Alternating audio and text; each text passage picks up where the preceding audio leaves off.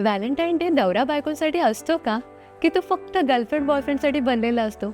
मला नेहमी वाटायचं की अरे आता लग्न झालं, आता कसला व्हॅलेंटाईन डे?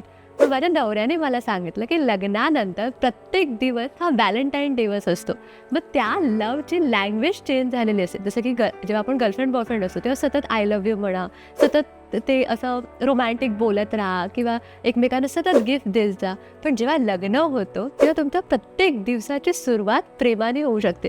जसं की सकाळी रोज उठल्यावर माझा नवरा माझ्यासाठी गरम पाणी देतो. ती आमची कोड ऑफ लँग्वेज आहे. किंवा आम्ही घरातून बाहेर पडताना एकमेकांना छान वॉर्म हग करतो. असा एकही दिवस गेल्या 5 वर्षात मिस नाही झाला की या 2 गोष्टी झाल्या नाही. सो तुमच्या मॅरिटल लाईफमध्ये कुठली अशी लव्ह लँग्वेज आहे ती आमच्यासोबत नक्की शेअर करा. आम्हाला आवडेल तुमचं गुपित जाणून घ्यायला. सो कमेंट बॉक्समध्ये आत्ता पोस्ट करा तुमची code language of love. Wishing you the happy Valentine day.